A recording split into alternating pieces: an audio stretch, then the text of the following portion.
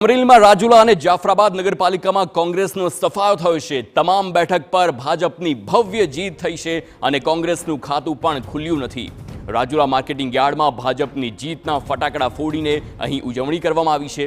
ભાજપના વિજયથી કાર્યકર્તાઓમાં ખુશીનો માહોલ છે।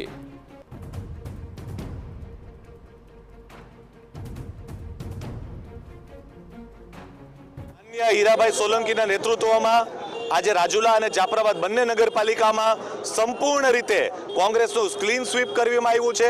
એમાં રાજુલા નગરપાલિકામાં 28માંથી 28, જાફરાબાદ નગરપાલિકામાં 28માંથી 28 અને જેમ કહેવાય પ્રયાગરાજમાં ગંગા યમુના અને સરસ્વતીનું મિલાપ થયો છો એવી જ રીતે રાજુલા જાફરાબાદમાં હીરાભાઈ સોલંકીના નેતૃત્વમાં આજે ભવ્ય વિજય થયો છે।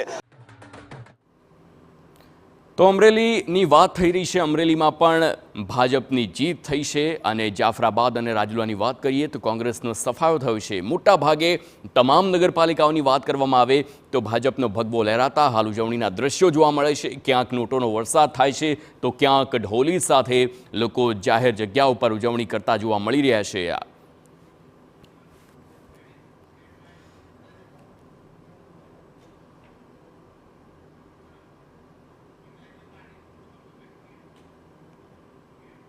તો અમરેલી બેઠક પર વાત કરવા સંવાદદાતા જયદેવ કાઠી જોડાયેલા છે। જયદેવ પાસે સીધા જ જઈશું। જયદેવ, અમરેલી એ એવો જિલ્લો છે જ્યાં મોટા નેતાઓનો પોતાની જન્મભૂમિ કહી શકાય। પરેશ ધાનાણી હોય કે પછી પરસોત્તમ રૂપાલા હોય ને આ વખતે ખાસ કરીને વાત કરીએ તો અમરેલીમાં મોટા કાંડ પણ આવ્યા હતા। પાયલ ગોટીનો લેટરકાંડ હોય, આ તમામ વિવાદોની વચ્ચે ફરી એકવાર ભાજપનો ભગવો લહેરાયો છે।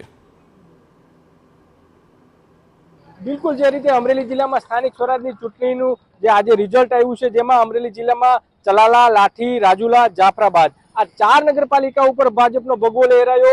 ઉપરાંત જે રીતે કેટલીક જે પેટા ચૂંટણી હતી ત્યાં પણ ભાજપનો ભગવો લહેરાયો છે। એટલે એક રીતે કોંગ્રેસના અહીં સુપડા સાફ થયા છે। તો બીજી તરફ જે રીતે લેટરકાંડનો જે મામલો હતો, જે પાયલ ગોટીનો જે મામલો હતો, રાજ્યભરમાં ઉછળ્યો હતો ને કોંગ્રેસે સૌરાષ્ટ્રમાં ખૂબ જોરશોરથી આ મુદ્દો ઉછાળ્યો હતો। અમરેલીમાં ગેનીબેન ઠાકોરથી લઈને અનેક કોંગ્રેસના નેતાઓ પ્રચારમાં આવ્યા હતા ને પાયલ ગોટીનો લેટરકાંડનો જે મુદ્દો છે તે જોરશોરથી ઉછાળ્યો હતો। પરંતુ જે રીતે રિઝલ્ટો આવ્યા છે, પરિણામ આવ્યા છે, જેમાં એક પણ જગ્યાએ આ મુદ્દાની કોઈ અસર નથી થઈ, જનતામાં અસર નથી, ખાસ કરી પાટીદારોમાં આની અસર કોઈ ઇફેક્ટ પડી નથી। તે પ્રકારની જે રીતે માહિતી મળી, જે રીતે રિઝલ્ટ આવ્યું જોતા લાગી રહ્યું છે, પાટીદારોએ પણ ખૂબ સારી રીતે વોટિંગ કર્યું છે। જે રીતે આ રિઝલ્ટ જોતા લાગી રહ્યું છે, કેમ કે ચલાલા હોય, લાઠી હોય, દામનગર હોય કે અમરેલીમાં પણ 2 વોર્ડની પેટા ચૂંટણી હતી ત્યાં પણ ભાજપનો ભગવો લહેરાયો છે। એ જ રીતે સાવરકુંડલામાં પણ ભાજપનો ભગવો લહેરાયો છે। એક પેટા ચૂંટણીના કારણે જે રીતે એક વોર્ડની ચૂંટણી હતી ત્યાં પણ ભાજપનો ભગવો લહેરાયો છે। બીજી તરફ રાજુલા, જાફરાબાદમાં પણ